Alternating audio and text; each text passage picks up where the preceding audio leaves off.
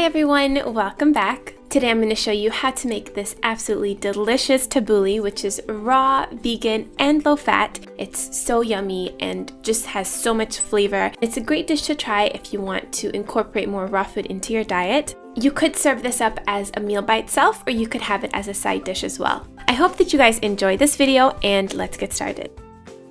So for this dish, you will need about 1 medium-sized cucumber. You will need 2 large tomatoes, about 3/4 of a red onion, 2 cloves of garlic. You will also need about 1 cup of lemon juice and approximately half a cup of quinoa. Tabbouleh is traditionally made using bulgur wheat, but I just prefer quinoa, and I like that you can eat this raw by simply soaking it and sprouting it for a few hours beforehand.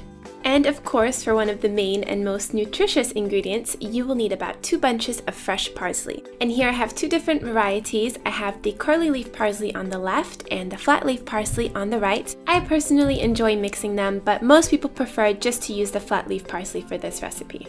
And for a nice, sweet, little fresh touch, you will also need a few mint leaves. And if you want to serve these in cute little raw taco shells, you will also need a few romaine lettuce leaves. So the first step is to go ahead and dice up your cucumbers, onions, tomato, and garlic. And then pour all of those ingredients together in a big bowl. Make sure that it's big because you're going to be doing a lot of mixing. And then go ahead and add your quinoa and your lemon juice. So we're going to give that a nice stir, and we're just going to set that on the side while we prepare the parsley. And doing this is just going to allow time for all the flavors to mix together really nicely, and the lemon juice will help to give the quinoa a really nice and soft and fluffy texture. So go ahead and set that to the side, and we're going to get started with the parsley.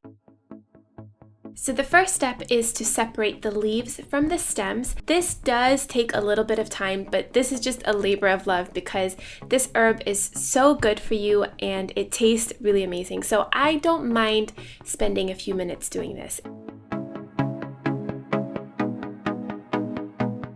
So you just want to continue this process until you've separated all the leaves from the stems, and eventually you'll have a nice big bowl of all the parsley leaves, which will look something like this. And then you can go ahead and throw in your mint. Now I'm just going to put this into a strainer and give it a nice wash just to get any leftover debris or dirt off of the leaves.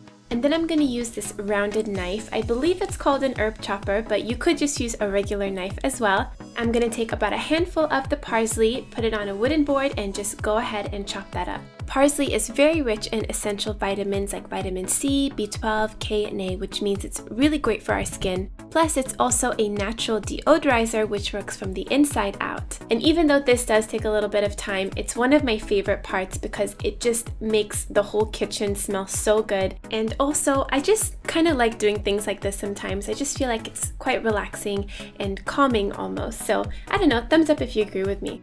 So once you've chopped up all the parsley, it should look something like this. Next step is to go ahead and mix that in with the diced up vegetables and the quinoa and the lemon juice that we put aside earlier. And then just blend, blend, blend. And of course, you can always alternate the quantities of the ingredients to suit your preference. For final touches, I'm just adding in about half a cup of chopped pine nuts, which I really love. I once replaced the quinoa with just pine nuts and it tasted so good. But if you want to keep this on the low fat side, I recommend only adding about half a cup. You could also go ahead and add a little bit of olive oil and salt and pepper, but I think that this is just perfect on its own because of all the flavors. But go ahead and tailor it to your preference. And now all that's left to do is to serve this and eat it all up. I like to put this in some romaine lettuce leaves, which are just the perfect shape because they're like little boats and they hold the tabbouleh really well. So you could either set this out on the table for people to do by themselves, which I'm sure kids would especially love, or you can just go ahead and prepare a few and serve like so. Even if you're not a raw vegan, this is just a great recipe to have as a side dish. And for those of you who are raw vegan, this just makes such a perfect dish to have.